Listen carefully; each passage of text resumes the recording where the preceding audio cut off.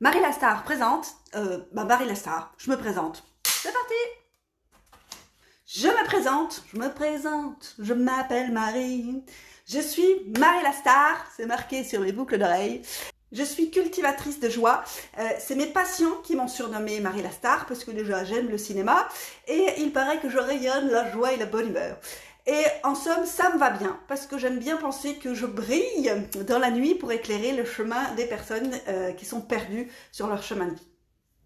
Quelques mots sur mon parcours. À la base, je suis kiné et comme je suis très curieuse, j'ai été mettre mon nez dans l'ostéopathie, dans la thérapie manuelle, dans la réflexologie plantaire. J'ai fait aussi de la médecine traditionnelle chinoise et de l'acupuncture, de la métaphysique taoïste, de la méditation zazen, des constellations familiales, de la kinésiologie, de l'hypnose, de l'orthobionomie, de la communication non violente et du coaching. Bref, en plus de 20 ans de formation, j'ai eu le temps d'accumuler des connaissances et des compétences autant au niveau physique, psychologique, émotionnel, énergétique, spirituel et même cosmique. Bref, j'ai tout testé sur moi et j'en ai profité pour me soigner, mon corps, mon âme, mon esprit. Bref, je t'ai mâché le travail pour en retirer l'essentiel. Et je te présente ici le best-of, le combo plus simple et plus efficace de tout ce que je connais pour que ça ne te prenne pas 20 ans pour améliorer ta vie. Alors, j'ai pas toujours brillé, hein. Au début c'était vraiment le dark complet. Je viens d'une famille catho, bien carrée, et mon éducation à coup de il faut, tu dois, et c'est comme ça et c'est pas autrement, ça n'a pas vraiment collé avec mon côté rebelle. Donc j'étais désespérément à la recherche d'une miette de reconnaissance, j'avais 0 gramme de confiance en moi, j'étais terrifiée à l'idée de ne pas être aimée et j'étais persuadée d'être la plus nulle des nulles. Bref, c'était la grosse loose. Je me suis donc réfugiée dans la gym et à l'école. Encore des cadres bien contraignants avec des jugements et des notes partout, mais en même temps, ça m'a permis de développer des compétences qui m'ont servi et qui me servent encore. Alors j'étais très bonne à l'école et la gym m'avait façonné une bonne connaissance de mon corps et un jour, j'ai vu un gars qui massait les jambes de Svetlana Boginskaya, mon idole de la gym des années 80-90.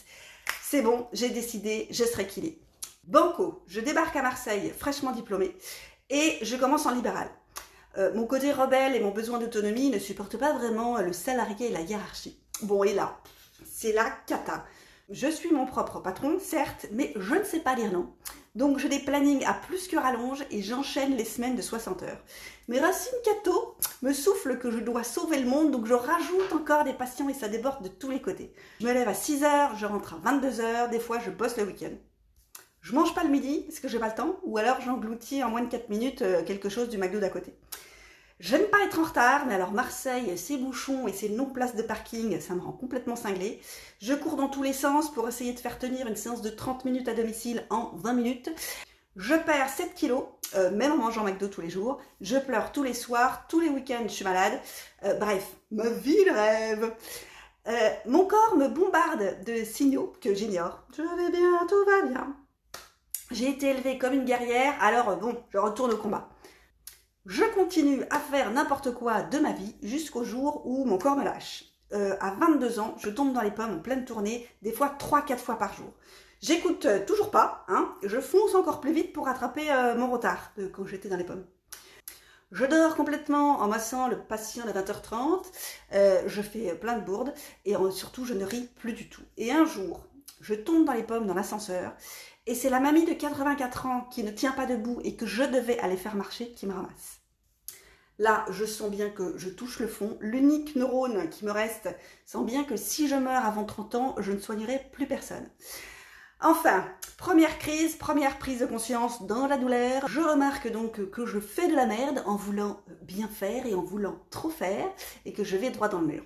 Oui, mais bon, comment faire autrement? Je ne sais que reproduire ce que je fais depuis 22 ans, donc dire oui et foncer au combat.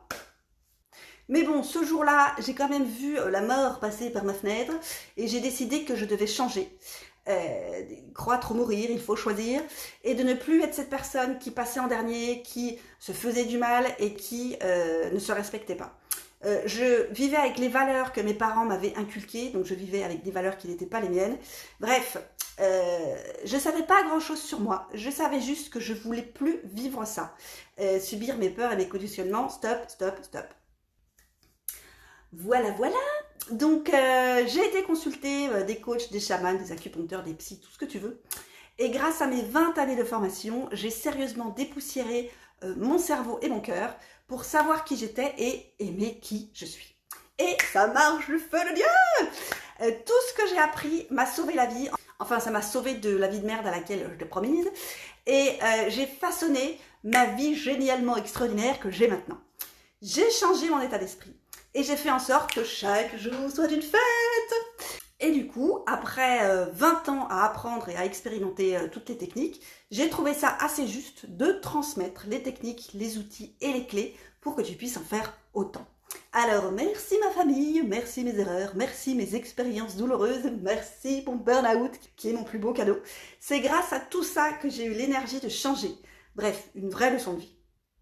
Allez, assez parlé de moi parce que c'est toi la star du programme. Le programme Star, c'est devenu une évidence pour moi et j'ai planché pour transformer mon rêve en réalité et c'est là et c'est maintenant et c'est pour toi.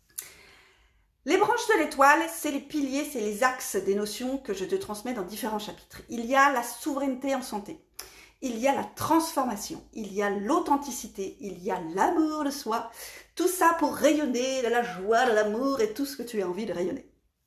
Alors, avec tout ça, tu vas pouvoir mieux te connaître, mieux écouter ton corps, changer tes conditionnements et tes croyances, surmonter tes peurs, gérer ton stress et tes émotions, mieux comprendre ton fonctionnement et celui des autres, être plus authentique avec toi et avec les autres, te détacher de ce satané regard et du jugement des autres et, last but not least, apprendre à t'aimer.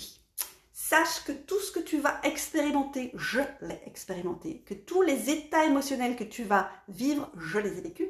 Tous les doutes et les peurs que tu vas croiser, je les ai croisés aussi. Toutes les prises de conscience que tu vas faire, je les ai traversées aussi. Donc c'est possible, si une blonde peut le faire, tu peux le faire. Au programme de la théorie marrante, des exercices, un peu de philo, des quiz, des bonus, du rire et de la joie. C'est pour ça que t'as signé. Allez, on est parti, l'aventure commence maintenant.